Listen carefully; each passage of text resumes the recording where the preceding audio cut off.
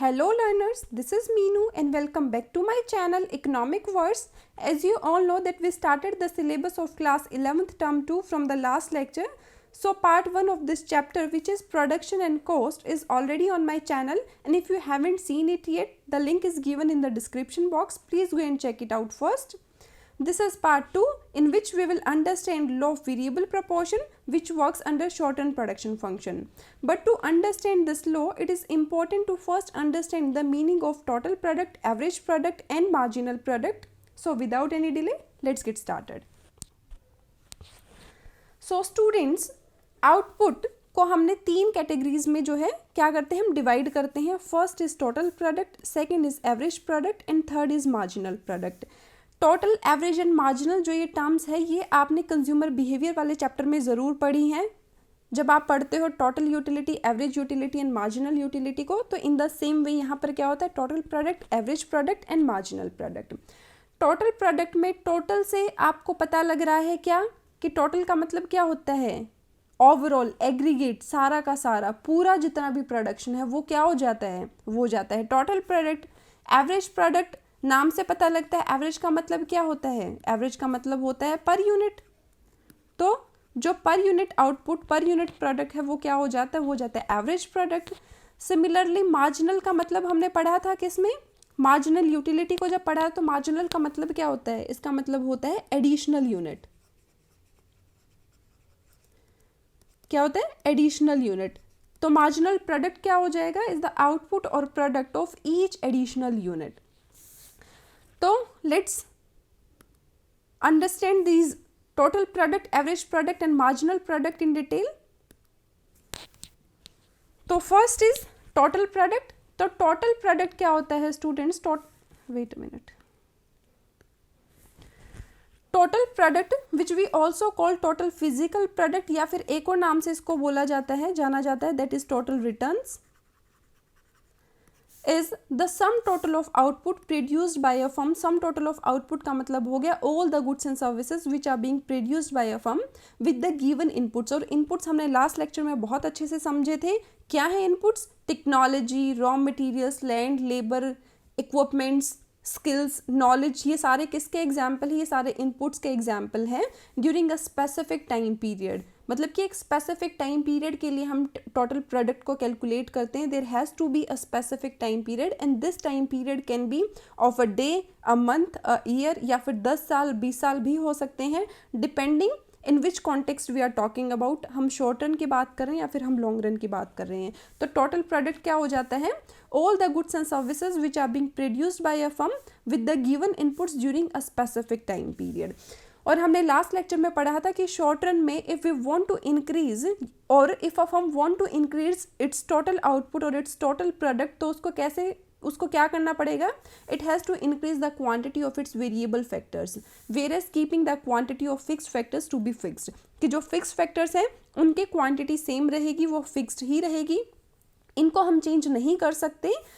सिर्फ और सिर्फ वेरिएबल फैक्टर्स के क्वांटिटीज़ को चेंज किया जा सकता है if it want to increase और decrease its quantity of total product. तो टोटल प्रोडक्ट को शॉर्ट रन में वेरिएबल फैक्टर्स के क्वांटिटीज़ को ज़्यादा एम्प्लॉय करके, इनको ज़्यादा यूज़ करके ही इंक्रीज़ कर सकते हैं. और लॉन्ग रन में हमने पढ़ा था कि लॉन्ग रन में जो हमारे फैक्टर्स होते हैं वो क्या होते हैं, वो सभी के सभी वेरिएबल होते हैं. लॉन्ग रन में फिक्स्ड फैक्टर्स नाम की कोई चीज़ नहीं होती है. So in the long run total product can be increase by employing more of all the factors. यहाँ पर हम सिर्फ शॉर्ट रन को पढ़ेंगे, लॉन्ग रन की हम अभी बात नहीं कर रहे हैं. इस पूरे लेक्चर में हम सिर्फ शॉर्ट रन को कंसीडर करेंगे. सो फॉर एग्जाम्पल, हम इसको एक एग्जाम्पल की हेल्प से समझते हैं कि हमारे पास एक फर्म है जो क्या करती है, जो शूज़ को प्रोड्यूस करती है. इसके पास जो है काम करने के लिए 10 यूनिट्स ऑफ लेबर है, मतलब कि 10 वर्कर्स है जो प्रोड्यूस करते हैं 100 यूनिट्स ऑफ शूज़ को.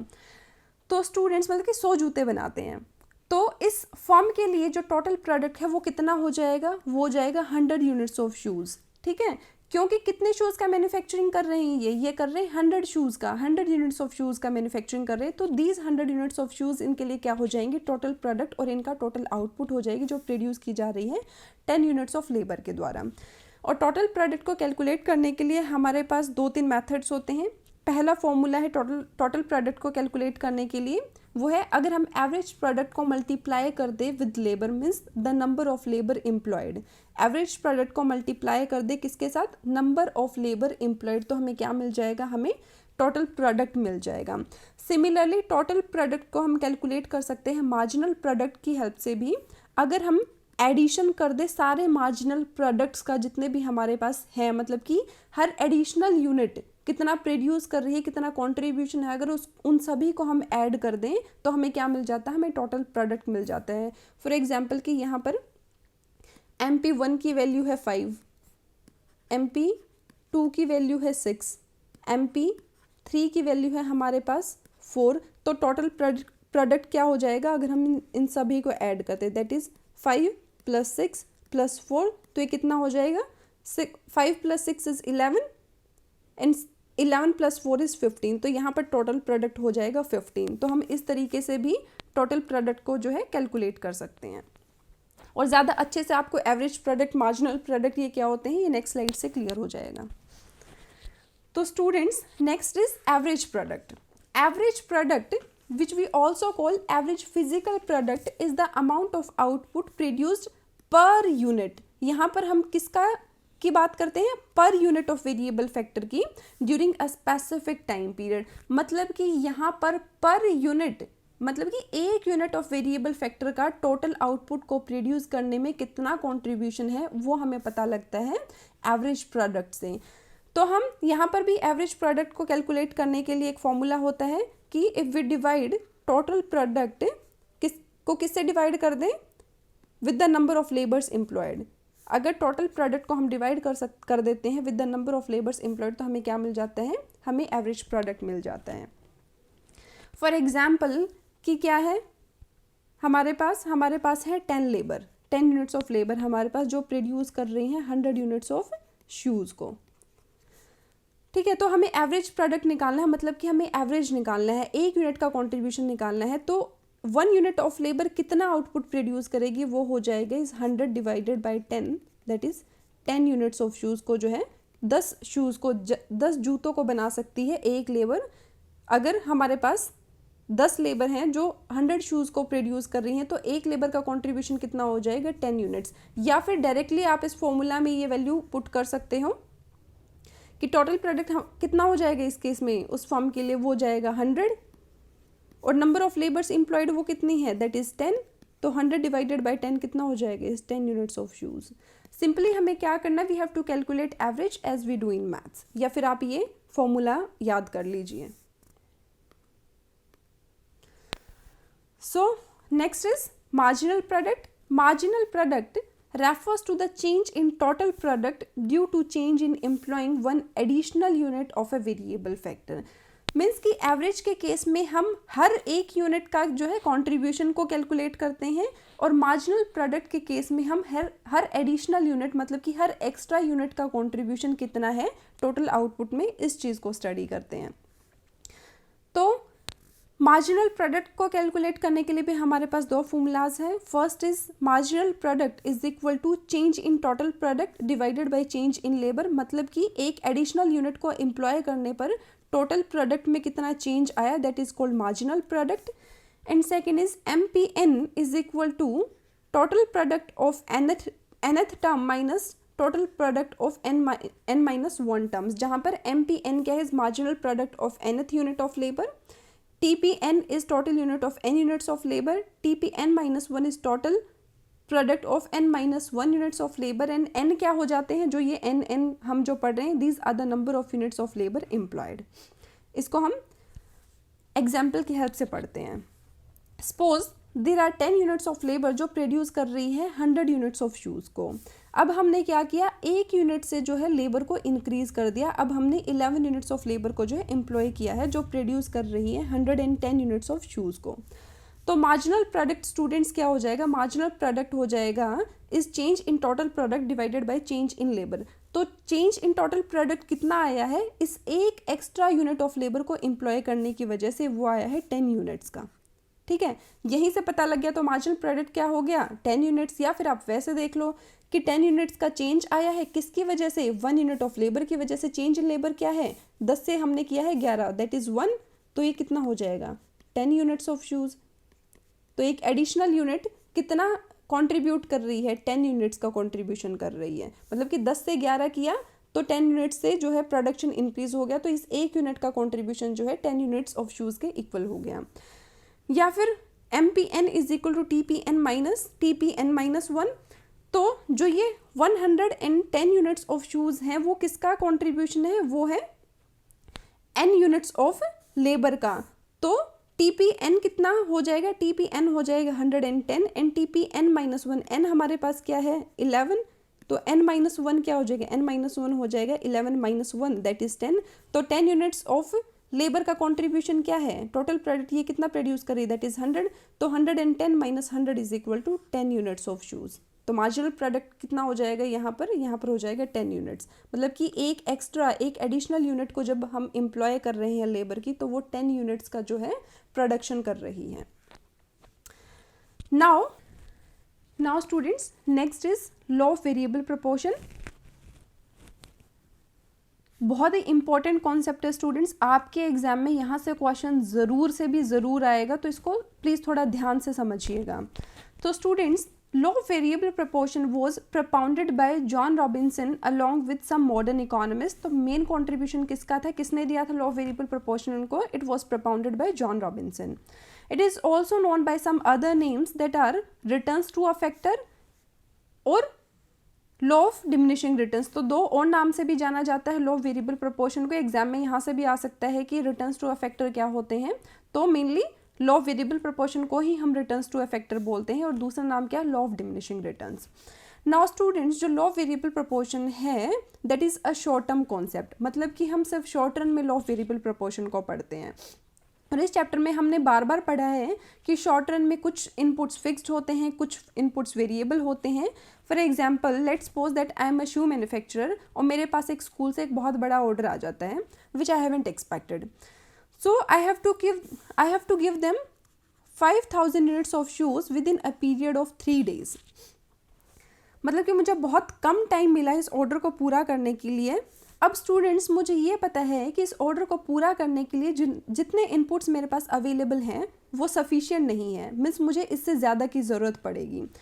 तो इनमें से कुछ इनपुट्स तो जो है मुझे ईजिली अवेलेबल हो सकते हैं, कुछ को मैं बहुत ईजिली हायर कर सकती हूँ, जैसे कि लेबर हो गया ईजिली मिल जाएगा मुझे, फ्यूल हो गया, कुछ रॉ मटेरियल्स हो गए लाइक फैब्रिक फोम, ठीक है, ये सारे मुझे मार्केट से ईजिली मिल जाएंगे। या फिर हो सकता है कि मेरे पास स्टॉक में ऑलरेडी कुछ रॉ मटेरियल्स पड़े हों तो मैं वहाँ से इनको यूज़ कर सकती हूँ।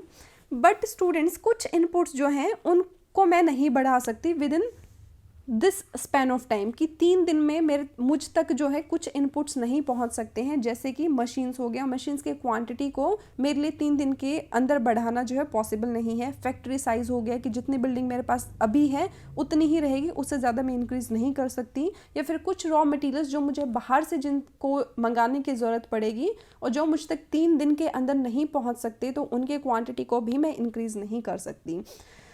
तो इस तरीके से some factors will remain fixed and some can be changed. तो ऐसे सिनेरियो में जब कुछ फैक्टर्स को आप चेंज कर सकते हो और कुछ को नहीं कर सकते हो, तो प्रोडक्शन फंक्शन कैसे काम करता है यही हम पढ़ते हैं लॉ ऑफ वेरिएबल प्रोपोर्शन की हेल्प से। And this law is applied to all the factors of production including land. Land पर भी लॉ ऑफ वेरिएबल प्रोपोर्शन जो है वो काम करता है।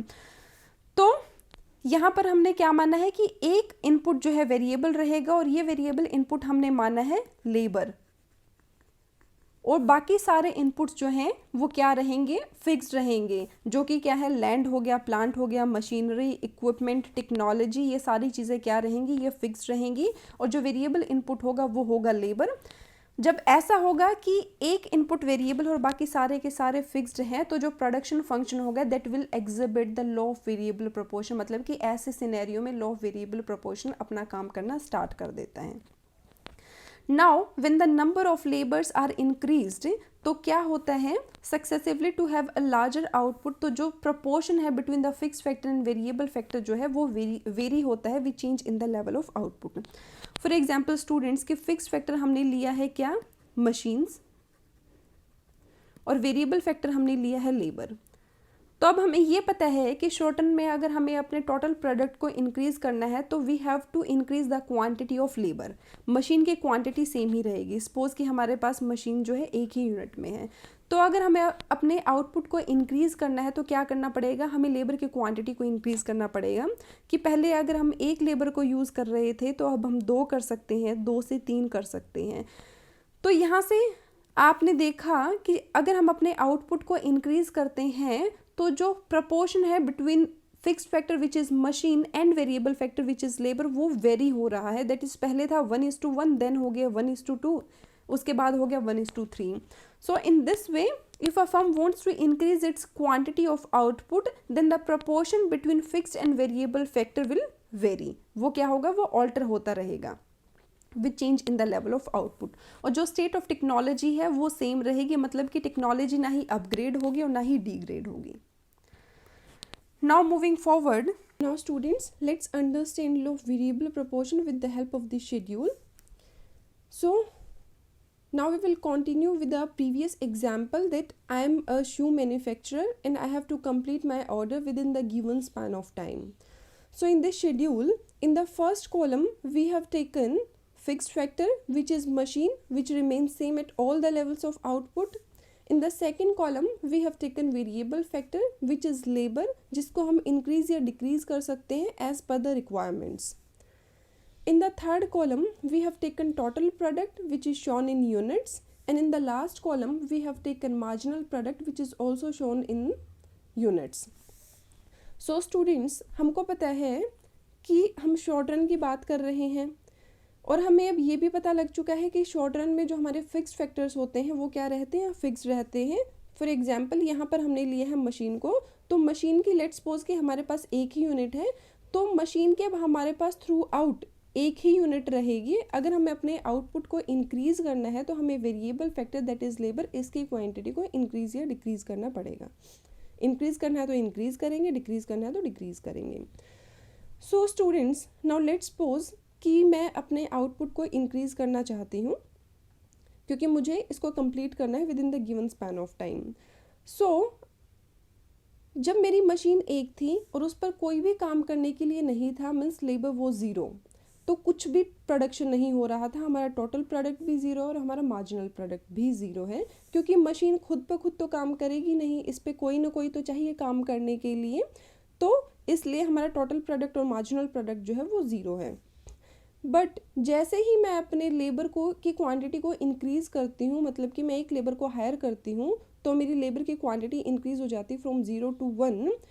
तो ऐसा करते ही जो मेरा टोटल प्रोडक्ट है it also increases from 0 to 10, 10 से इंक्रीज हो जाता है एंड मार्जिनल प्रोडक्ट बिकम्स 10। क्योंकि मार्जिनल प्रोडक्ट को कैलकुलेट करने का फॉर्मूला क्या होता है, that marginal product is equal to delta TP that is change in total product to delta L that is change in the quantity of labour employed.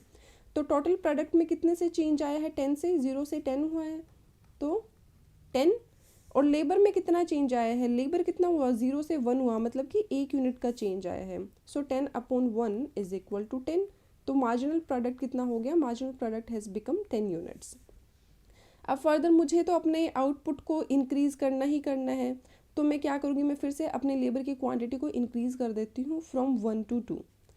फिर से मेरा लेबर जो है 1 यूनिट से इंक्रीज़ हो गया और इन total product has increased from 10 to 30 means 20 units, that is पहले से 2 टाइम्स जो है इंक्रीज हो गया है मेरा टोटल प्रोडक्ट। और मार्जिनल प्रोडक्ट क्या हो जाता है, marginal product has now become 20। फिर से वही डेल्टा TP कितना हुआ हमारा, 20 से चेंज हुआ है टोटल प्रोडक्शन में, और चेंज इन लेबर क्या हुआ है, फिर से 1 यूनिट से चेंज हुआ है, तो 20/1 is equal to 20। Marginal product कितना हो गया है 20, टोटल प्रोडक्ट हो गया है 30। नाउ मैंने फर्दर अपनी लेबर की क्वांटिटी को इंक्रीज़ किया, मैंने एक और लेबर को हायर किया to work on this one machine. Machine हमारे पास एक ही है, ये फिक्स रहेगी। तो लेबर हो गया फ्रॉम 2 to 3, फिर से 1 यूनिट से इंक्रीज हो गया और टोटल प्रोडक्ट हो गया from 30 to 45. That means total product has increased by 15 units. और मार्जिनल प्रोडक्ट कितना हो गया, मार्जिनल प्रोडक्ट हो गया 15. फिर से वही delta T P upon delta L, तो ये क्या आ जाएगा 15 यूनिट से इंक्रीज हो जाएगा मार्जिनल प्रोडक्ट. फर्दर मैंने अपनी लेबर की क्वांटिटी को इंक्रीज़ किया क्योंकि मुझे टोटल प्रोडक्ट को इंक्रीज़ करना है, मुझे अपने आउटपुट को इंक्रीज़ करना है. तो लेबर को फिर से इंक्रीज़ कर दिया फ्रॉम 3 to 4 यूनिट्स. लेबर फिर से 1 यूनिट से हायर किया मैंने, 1 यूनिट से इंक्रीज़ किया. And total product has now increased to 52 units. Means 45 से 52 हो गया and there is an increase of 7 units.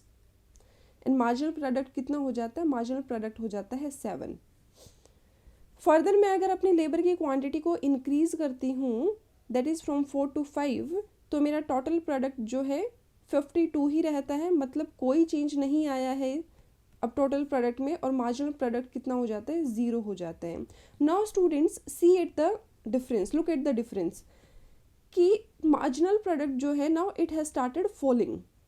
कि पहले कितना था, पहले 0 से 10 हुआ, फिर 10 से 20 हुआ, मतलब कि जब तक ये 20 हुआ, मतलब till we employed 2 units of labour, तो जो हमारा मार्जिनल प्रोडक्ट है वो कॉन्टिन्यूसली इंक्रीज हो रहा है फ्रॉम 0 to 10 एंड 10 to 20. और जो हमारा टोटल प्रोडक्ट है वो भी इंक्रीज हो रहा है from 0 to 10 and 10 to 30. But जैसे ही मैंने थर्ड यूनिट ऑफ लेबर को एम्प्लॉय किया, the marginal product has started falling. 20 से कितना हो गया, 20 से हो गया 15, राइट. और फर्दर अगर मैं अपनी लेबर की क्वांटिटी को फिर से इंक्रीज़ करती हूँ फ्रॉम 3 to 4, तो मार्जिनल प्रोडक्ट जो है फिर से कम हो जाएगा. और ये कितना हो जाता है, ये हो जाता है 7 यूनिट्स. मीन्स 15 to 7 यूनिट्स हो जाता है. अब यहाँ पर हमारा टोटल प्रोडक्ट क्या हो गया है, 30 to 45. हमारा टोटल प्रोडक्ट जो है इंक्रीज तो हो रहा है, but every increase is less than the previous one. कि पहले 10 का गैप था, फिर 20 का हुआ, जैसे ही 30 से 45 पे गए वहाँ पर 15 का हुआ, 45 से 52 पर जाएंगे, फिर 7 का हो जाएगा, और फिर एक पॉइंट पर आकर ये क्या हो जाएगा, अपने मैक्सिमम पर पहुँच जो है स्टेगनेंट हो जाएगा, रुक जाएगा जब मार्जिनल प्रोडक्ट 0 है. Now students, if way further increase the quantity of labour, मतलब कि अगर हमने 6 यूनिट ऑफ लेबर को भी एम्प्लॉय कर दिया, then total product will start falling. अभी हो जाएगा 52 से 48, मीन्स कि 4 यूनिट से जो है फॉल हो गया है. Marginal product becomes negative at this point of time, वो हो गया है -4. तो students, wait a minute. So what we have observe from here is कि जो हमारा आउटपुट है वो 3 स्टेजेस में जो है बट गया है. फर्स्ट स्टेज है जब हम 2 यूनिट्स ऑफ लेबर को एम्प्लॉय करते हैं, दैट इज जब तक हमारा मार्जिनल प्रोडक्ट जो है इंक्रीज हो रहा है. थर्ड स्टेज है जब हम 5th यूनिट ऑफ लेबर को एम्प्लॉय करते हैं और जो हमारा मार्जिनल प्रोडक्ट है वो 0 हो जाता है. एंड सेकेंड स्टेज, सॉरी ये सेकेंड स्टेज है. और थर्ड स्टेज है जब हम 6 यूनिट को एम्प्लॉय करते हैं और हमारा मार्जिनल प्रोडक्ट जो है क्या हो जाता है, नेगेटिव हो जाता है, राइट. तो स्टूडेंट्स, फर्स्ट फेज जो है उसमें क्या होता है, as more units of labour are employed, जैसे जैसे हम मोर यूनिट्स ऑफ लेबर को एम्प्लॉय करते हैं with the given quantity of fixed factor that is machines, then both TP and MP are increasing. की टीपी भी इंक्रीज हो रहा है कॉन्टिन्यूसली 0 to 10 इन 10 to 30, और इन marginal product is also increasing, that is 0 to 10 in 10 to 20.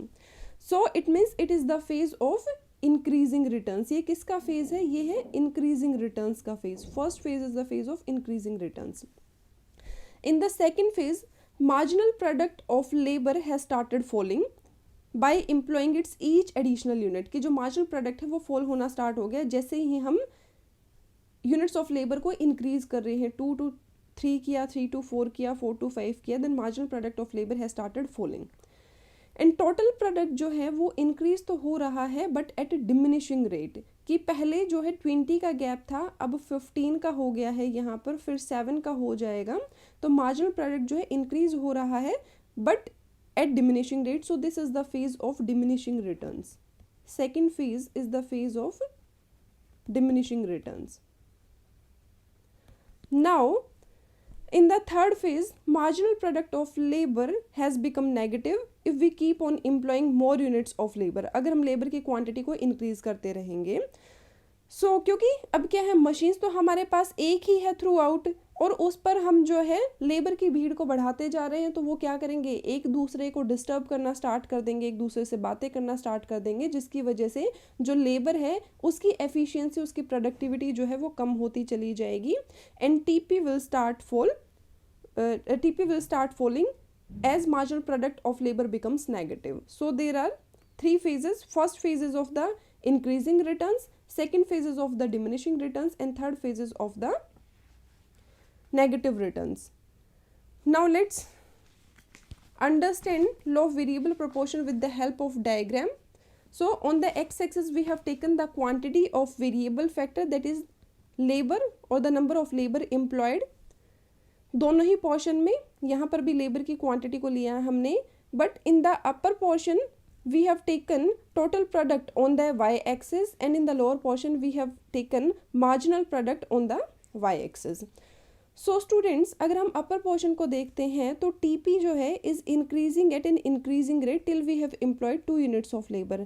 पहले जब 1 था तो 10 यूनिट से इंक्रीज हुआ, सेकेंड यूनिट को हायर किया तो 30 हो गया लेबर, मतलब कि 20 यूनिट्स से इंक्रीज हो गया. It means here TP is increasing at increasing rate till point Q, जब तक हम 2 यूनिट्स को जो है एम्प्लॉय करते हैं. और अगर हम कॉरस्पॉन्डिंगली नीचे वाली पोर्शन को देखते हैं तो यहाँ पर क्या है, जैसे ही हम क्वांटिटी ऑफ लेबर को इंक्रीज कर रहे हैं, marginal product is increasing through out this stage, और पॉइंट पी पर जाकर ये जो है अपने मैक्सिमम पर पहुँच जाता है. So this is the phase 1 of increasing returns. ये किसका फेज है, इंक्रीजिंग रिटर्न्स का फेज है. Why, because both TP and MP are increasing. MP reaches to its maximum और टीपी क्या है, इंक्रीज हो रहा है एट इंक्रीजिंग रेट. तो this is the phase of increasing returns. Now further अगर हम पॉइंट क्यू के बाद देखें तो टीपी जो है इंक्रीज तो हो रहा है बट एट डिमिनिशिंग रेट, क्योंकि अगर ये इंक्रीजिंग रेट पर इंक्रीज होता तो ऐसी कुछ शेप चली जाती, टीपी कुछ ऐसा सीधा चला जाता. बट यहाँ से टीपी ने क्या किया है, TP starts increasing at diminishing rate. And अगर हम कॉरस्पॉन्डिंगली नीचे देखें तो जो मार्जिनल प्रोडक्ट ऑफ लेबर है दैट हैज स्टार्टेड फॉलिंग, मतलब कि थ्रू आउट दिस स्टेज जो है फॉल हो रहा है and becomes 0 at 5th unit of labour. और यहाँ पर 5th यूनिट ऑफ लेबर पर जो टोटल प्रोडक्ट है that is maximum, that is at its maximum, right. So यहाँ पर क्या है, हमारा marginal product has started falling and TP starts increasing at diminishing rate. So this is the phase of diminishing returns. किसका हो गया है, this is the phase of diminishing returns. And third phase को अगर हम देखें तो TP has started falling if we further increase the quantity of labour and marginal product of labour becomes negative. जो मार्जिनल प्रोडक्ट ऑफ लेबर है वो क्या हो गया है, वो नेगेटिव में पहुंच गया है. So this is the phase of negative returns. This is the phase of negative returns. So students, इस फिगर में 3 चीजें याद रखने के लिए. First is the point of inflection, जो मैं अभी बताती हूँ आपको क्या होता है, विच इज पॉइंट क्यू, जो कि क्या है यहाँ पर है, पॉइंट क्यू है point of inflection. Because at this point TP changes it's curvature. Curvature का मतलब है कि पहले ये इंक्रीज हो रही थी इंक्रीजिंग रेट पर, लेकिन इस पॉइंट के बाद it starts increases at diminishing rate. तो यहाँ पर आकर जो है, इस पॉइंट पर आकर टीपी ने अपने बिहेवियर को चेंज कर लिया है. That's why this is known as the point of inflection. And second is that when marginal product of labor is 0 तो TP क्या है, TP is at its maximum. TP क्या है, अपने मैक्सिमम पर है. जब मार्जिनल प्रोडक्ट ऑफ लेबर क्या है, 0 है यहाँ पर 5th यूनिट ऑफ लेबर पर, तो जो मार्जिनल प्रोडक्ट है वो क्या है, वो अपने मैक्सिमम पर है at point M. And third is when marginal product of labour becomes negative, तो जो टोटल प्रोडक्ट है इट स्टार्ट्स फॉलिंग. ये क्या हो जाता है, ये फॉल होना स्टार्ट हो जाता है. यहाँ से आप देख लीजिए कि मार्जिनल प्रोडक्ट जैसे ही नेगेटिव हुआ, जैसे ही नेगेटिव में गया, तो जो टोटल प्रोडक्ट ऑफ लेबर है दैट हैज स्टार्टेड फॉलिंग. सो यहाँ पर हमारे 3 फेजेस है. First phases of increasing returns, जिसमें टीपी इंक्रीज हो रहा है इंक्रीजिंग रेट पर, और एमपी जो है थ्रू आउट दिस स्टेज जो है क्या हो रहा है, इंक्रीज हो रहा है. Second phase is the phase of diminishing returns.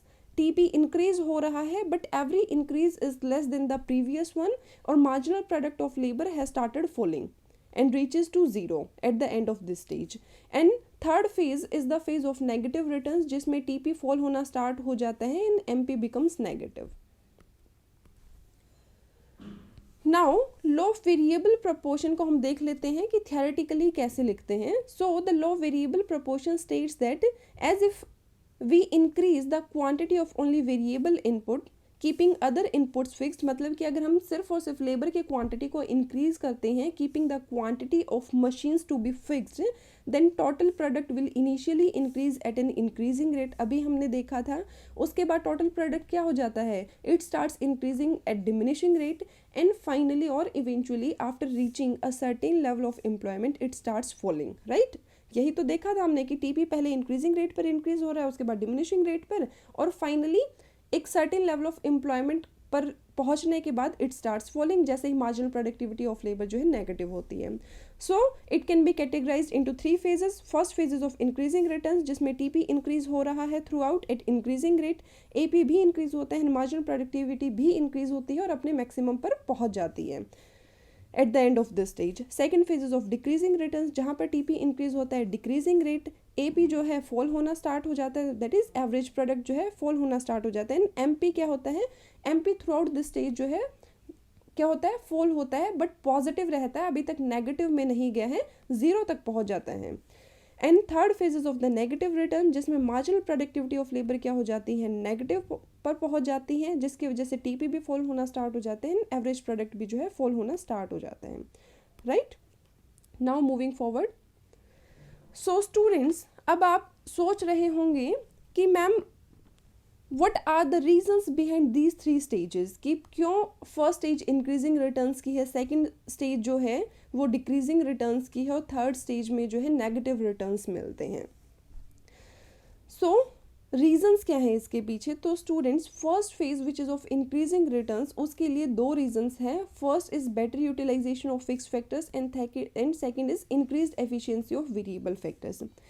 Students देखो, फर्स्ट स्टेज में जब मेरी मशीन जो है खाली पड़ी थी, उस पर कोई भी लेबर नहीं था काम करने के लिए, तो क्या था, मेरा टोटल प्रोडक्ट जो है 0 हो रहा था, मतलब कि मेरा फिक्स्ड फैक्टर का जो है कोई यूटिलाइजेशन नहीं हो रहा था. बट जैसे ही मैंने एक लेबर को उस मशीन पर काम करने के लिए लगाया, तो मेरा टोटल प्रोडक्ट और मार्जिनल प्रोडक्ट जो है दोनों इंक्रीज होना स्टार्ट हो गई. फर्दर मैंने सेकेंड यूनिट ऑफ लेबर को लगाया, तो मेरा टोटल प्रोडक्ट जो है डबल से इंक्रीज हुआ, मार्जिनल प्रोडक्ट भी डबल से इंक्रीज हुआ. इट मीन्स जैसे ही मैं वेरिएबल फैक्टर की क्वांटिटी को फर्स्ट फेज में इंक्रीज कर रही हूँ, तो मेरे फिक्स्ड फैक्टर का क्या है, बेटर यूटिलाइजेशन हो रहा है, मतलब कि बहुत अच्छे से यूटिलाइजेशन हो रहा है मेरे फिक्स्ड फैक्टर का, जो पहले खाली पड़ा था, जिसका कोई यूज़ ही नहीं हो रहा था.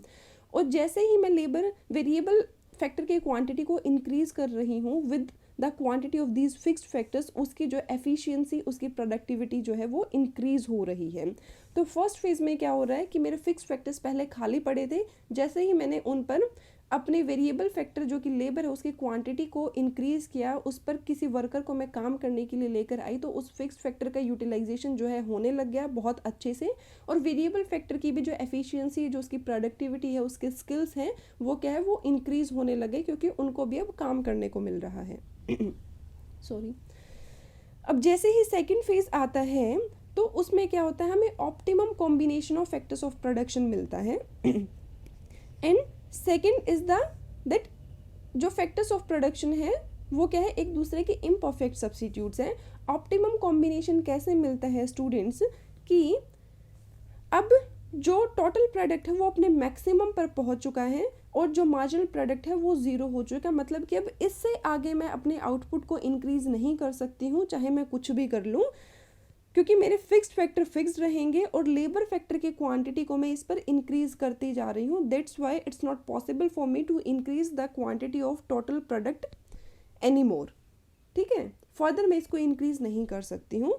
तो जो मुझे फैक्टर्स ऑफ प्रोडक्शन है मेरे फिक्स्ड एंड वेरिएबल, उनका जो ऑप्टिमम कॉम्बिनेशन मिल चुका है. अब फर्दर क्या है कि जो फैक्टर्स ऑफ प्रोडक्शन है, those are imperfect substitutes of each other, मतलब कि लेबर का काम जो है वो मशीन्स नहीं कर सकती और मशीन का काम जो है वो लेबर नहीं कर सकता. कुछ मतलब कि कुछ एक क्वांटिटी तक हम इनको सब्स्टिट्यूट कर सकते हैं, बट ऐसा नहीं हो सकता कि लेबर का जो काम है वो सारा का सारा मशीन कर दे और मशीन की जगह हम लेबर से काम चला लें। हमें कुछ एक फिक्स प्रोपोर्शन में इनको यूज़ करना ही पड़ेगा।